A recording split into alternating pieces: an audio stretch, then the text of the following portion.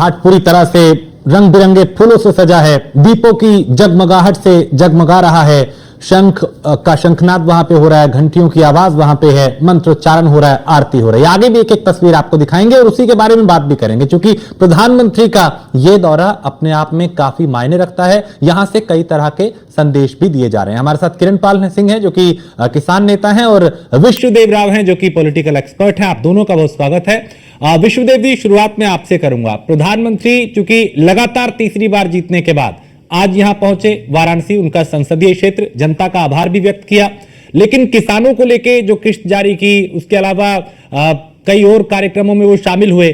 काशी की धरती से प्रधानमंत्री सीधे तौर पे अगर मैं समझूं तो क्या संदेश देने की कोशिश कर रहे हैं? राजेश भाई, संदेश तो पहले दिन, जिस दिन उन्होंने अपना कार्यभार ग्रहण किया था, उसी दिन दे दिया था कि पहली फाइल जो उन्होंने साइन करी थी वो किसानों की निधि के लिए को साइन करी थी, और उसी दिन सभी किसानों को 2-2 हजार रुपए मिल गए थे। ये 17वीं किस्त है किसानों के लिए जो उन्होंने जारी करी है इस बार।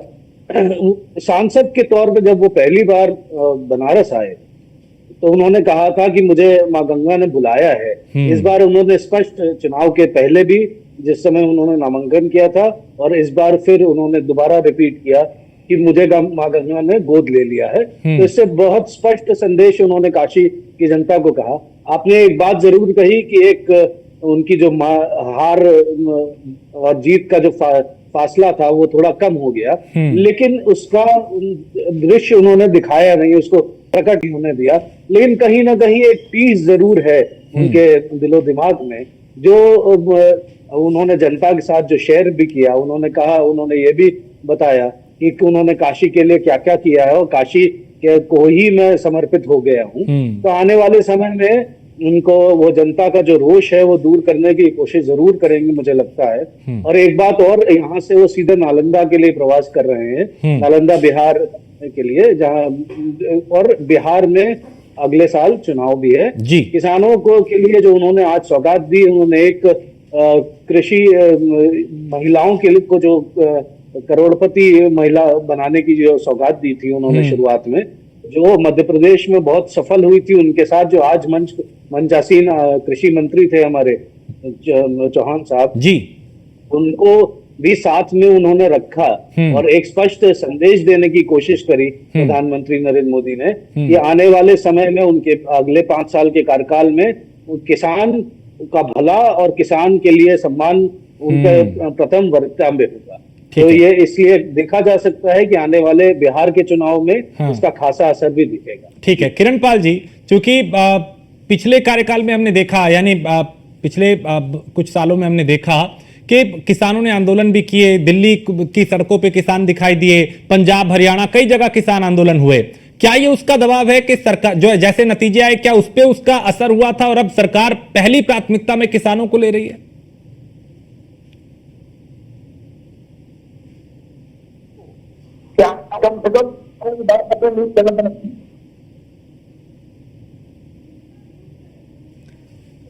सर आपने म्यूट कर रखा है, अनम्यूट कर लीजिए उसे।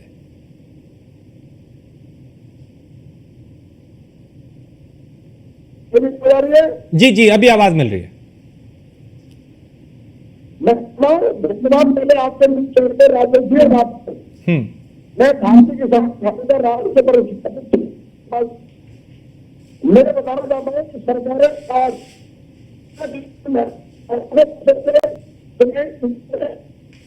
आर्थिक लाभ तो आगे के लिए बेहतर रहेगा।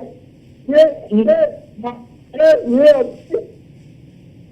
उसमें सब्जी में नमक का भी नहीं है, मतलब ये किसानों ये किसानों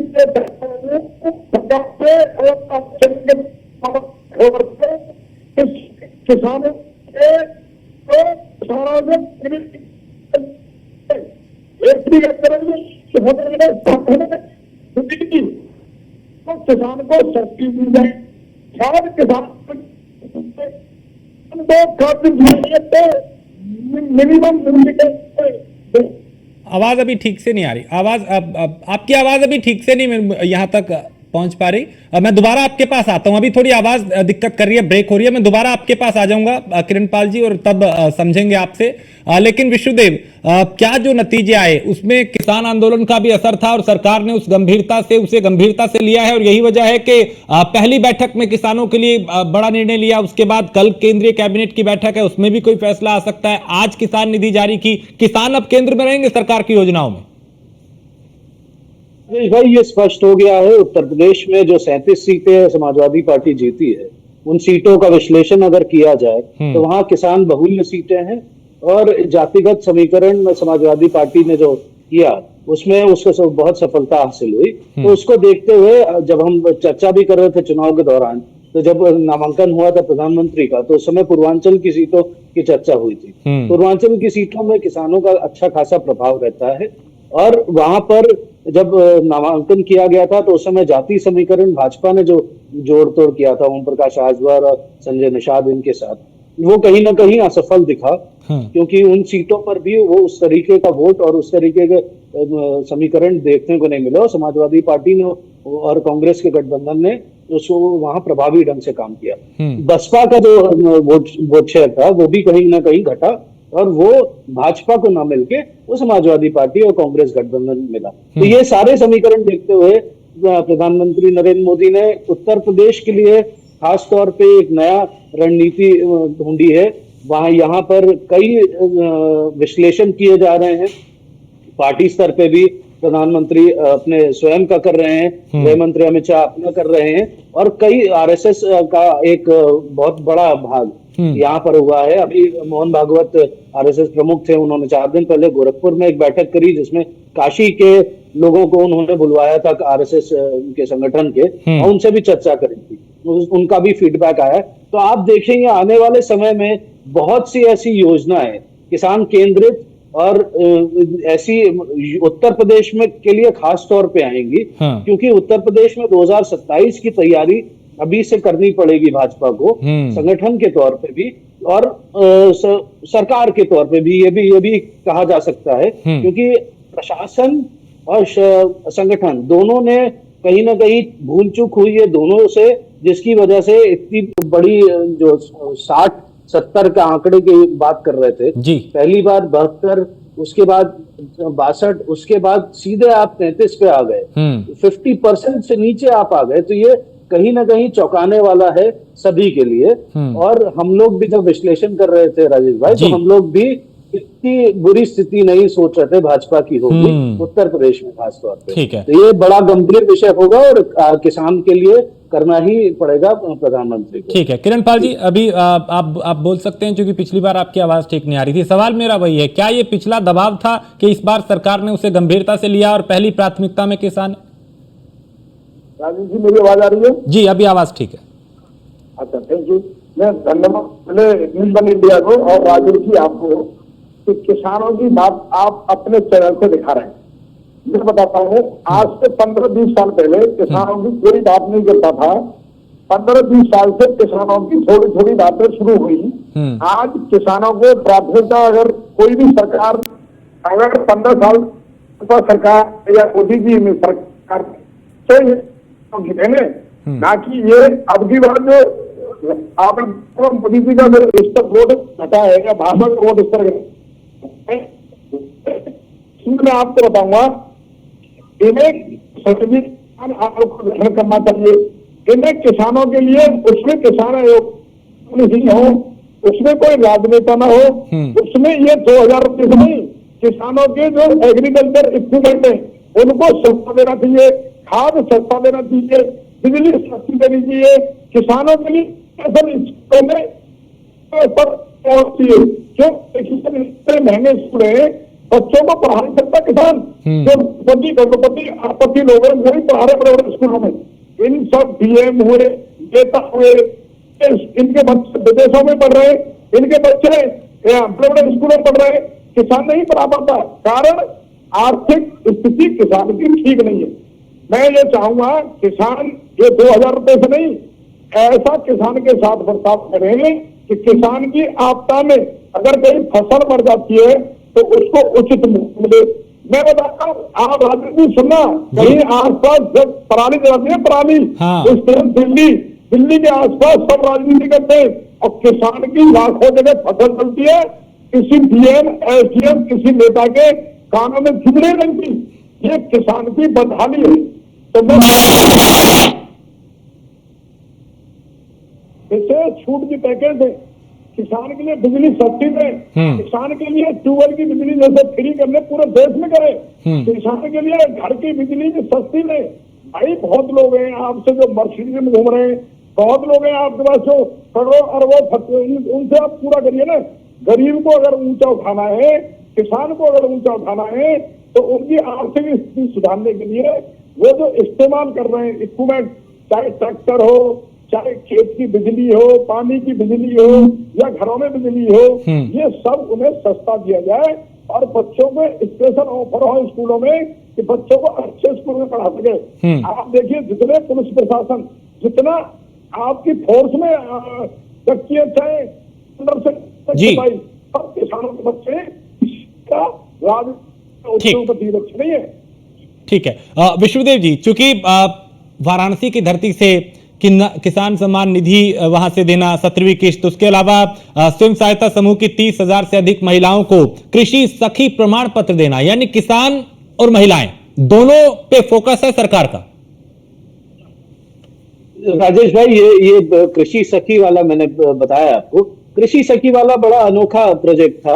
हाँ। जो मध्य प्रदेश में बहुत सक्सेसफुल हुआ। मध्य प्रदेश का अगर आप देखें, शिवराज सिंह चौहान कृषि मंत्री बने हैं, जब वो मुख्यमंत्री थे मध्य प्रदेश पे, हाँ। तब उन्होंने उसको बहुत गहन तरीके से लागू किया था।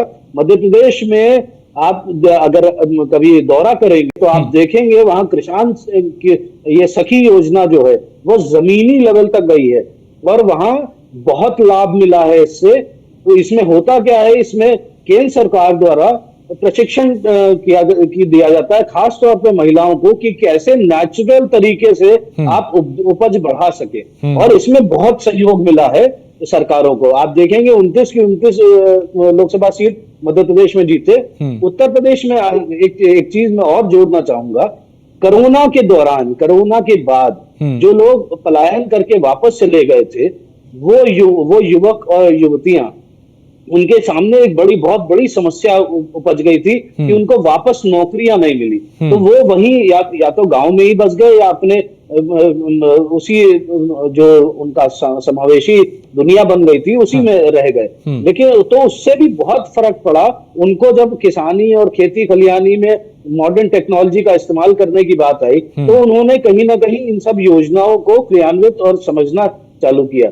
जैसे जन सुविधा केंद्र है, और आप हर गांव में देखेंगे जन सुविधा केंद्र है, जिससे वो कृषि के पोर्टल को यूज कर सकते हैं और चीजों को बेहतर तरीके से क्रियान्वित कर सकते हैं। तो उन्होंने केंद्र सरकार से और मदद की मिल जाए। मुझे लगता है आने वाले समय में हमें टेक्नोलॉजी का यूज कृषि क्षेत्र में ज्यादा मिलेगा, क्योंकि हमारे जो कृषि मंत्री बने हैं वो जमीन देख चुके हैं मध्य प्रदेश में। नहीं विष्णु भाई, क्या यही वजह है कि नरेंद्र मोदी अपनी कैबिनेट में उनको लाते हैं? उसके अलावा एक सबसे अहम मंत्रालय, कृषि मंत्रालय, शिवराज सिंह चौहान को दिया जाता है। क्या यही वजह है कि एक तो मध्य प्रदेश में जो परफॉर्मेंस रहा बीजेपी का, वो, दूसरा ये कि शिवराज सिंह चौहान बड़े सरल हैं, साधारण हैं, लोगों के साथ उनका संवाद सीधा होता है, और किसानों को लेके जैसा आपने कहा कि वो कुछ इस तरह के एक्सपेरिमेंट मध्य प्रदेश में कर चुके हैं जिसका फायदा केंद्र में लेने की कोशिश होगी।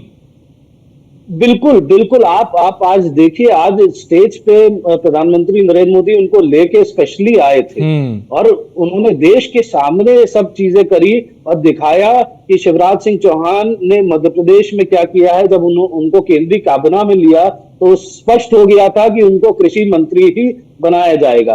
और कृषि से ये दूरदृष्टा बोलते हैं राजेश भाई इसको, कि भाजपा की जो रणनीति थी, हाँ। वो जब जीती तो उसने इनको जब लिया कैबिनेट में, तो इनको कृषि के क्षेत्र को बढ़ावा देने के लिए, क्योंकि किसान आंदोलन ने कहीं ना कहीं भाजपा को बैकफुट पे किया है पूरे चुनाव में। तो आप देख सकते हैं विधानसभा के 2-3 चुनाव हुए, उस पर जरूर असर नहीं पड़ा, लेकिन लोकसभा में जिस तरह से कई क्षेत्रों में असर पड़ा है, उत्तर प्रदेश में खास तौर पर, बिहार में भी जोड़ लीजिए आप जी। और तो ये कहीं ना कहीं उनको फोकस चेंज करना पड़ा बीजेपी को। बीजेपी ने फोकस शुरुआती दौर में तो चेंज किया है। मुझे लगता है इसका फायदा बिहार और महाराष्ट्र में भी कुछ हद तक उनको चुनाव में मिलेगा। ठीक है। किरण पाल जी, अभी क्या क्या चुनौतियां आप लोगों के सामने हैं, क्या क्या मांगे हैं, क्या आपको लगता है कि नहीं ये भी किसानों के लिए होना चाहिए? क्योंकि अभी जो हम देख रहे हैं उसमें विजन क्लियर सरकार का लगता है और नए कृषि मंत्री हैं, उनको ये जिम्मेदारी दी गई है, उनके जरिए भी कोशिश होगी कि किसानों की जो समस्या है उनका समाधान हो। बहुत बहुत धन्यवाद, बहुत अच्छा सवाल किया आपने।